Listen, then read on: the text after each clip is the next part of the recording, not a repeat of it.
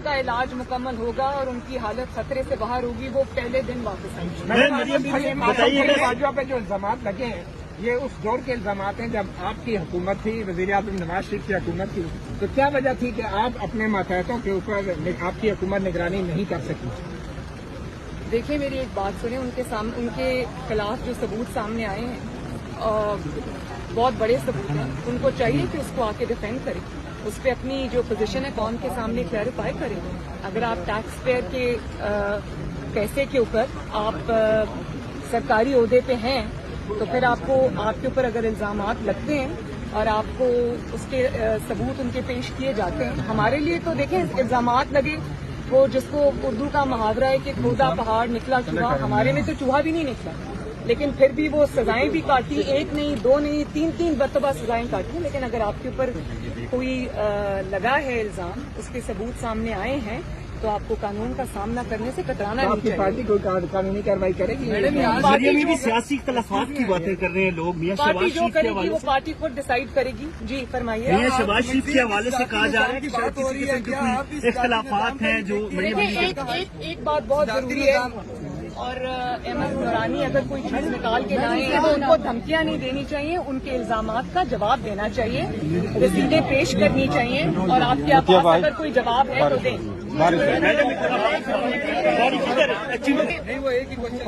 इमरान खान और हुकूमत को चाहिए कि इस केस के बाद अपनी जो एहतसाब का बयानिया है, जो पहले भी बहुत दफा अरशद मलिक के थ्रू और बहुत चीजों के थ्रू एक्सपोज हो चुका है, उसकी जो कफन दफन का इंतजाम कर ले और उसको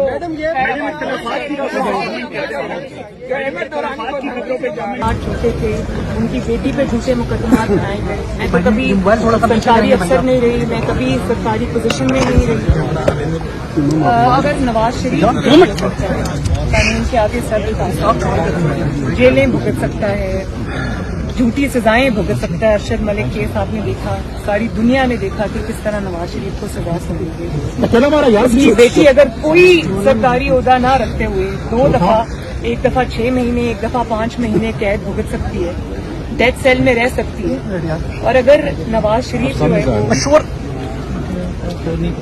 मौत के मुंह में पहुंच जाता है जेल के अंदर, फिर भी वो कानून के आगे सरेंडर करता है, तो फिर चाहे वो नवाज शरीफ हो, चाहे वो मरियम नवाज हो, चाहे वो शहबाज शरीफ हो, चाहे वो इमरान खान हो, चाहे आसिम सलीम बाजवा साहब हो, चाहे वो मीर शकील रहमान साहब हो, चाहे वो काजी फाइज ईसा हो या सरीना ईसा हो, सब कानून के आगे बराबर हैं, कानून के सामने बराबर हैं।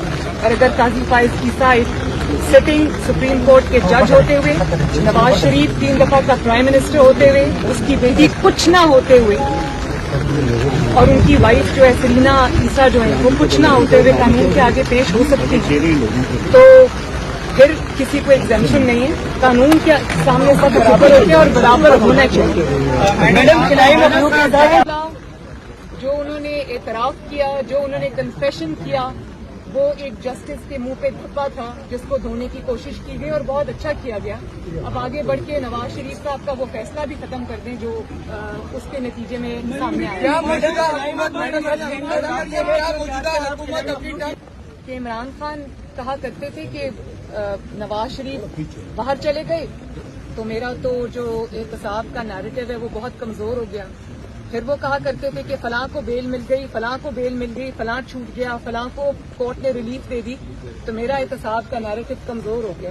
तो मैं ये सवाल करना चाहती हूँ इमरान खान से और उनकी हुकूमत से कि आज जब आसिम सलीम बाजवा साहब पे इल्जाम लगे हैं सबूतों के साथ, तो एहतसाब का नैरेटिव किस गार में बैठ के सो रहा है, या वो कहाँ छुपा हुआ है जिसमें एहतसाब के नैरेटिव को आज कोई चैलेंज नहीं है? तो आगे बढ़ें और बताएं लोगों को कि वो भी एहतसाब इसमें भी बिलीव करते हैं। सीपैक का मंसूबा इससे असरअंदाज नहीं होगा? हमें कहा जा रहा है कि भारत की साजिश थी। इस तरह के सवालात का जवाब, इनका जवाब ना साजिश है, ना सीपैक का कोई बहाना है, और ना ही रियासत को लाना चाहिए। ये एक इंडिविजुअल का मामला है, उस पर इल्जामात लगे हैं, उसको उसका जवाब देना चाहिए। और अगर आप सीपैक की बात करते हैं तो सीपैक का जो मोजब था, सीपैक का जो बानी है नवाज शरीफ, जो $60 अरब की इन्वेस्टमेंट पाकिस्तान में लेके आया, اس کو آپ اگر ایک اقامے پر نکال دیتے ہیں تو سی پیک کو کچھ نہیں ہوتا. تو ایک انڈیویجول کے آنے جانے سے یا احتساب کے سامنا کرنے سے سی پیک کو کچھ نہیں ہوگا. یہ جواب نہیں ہے.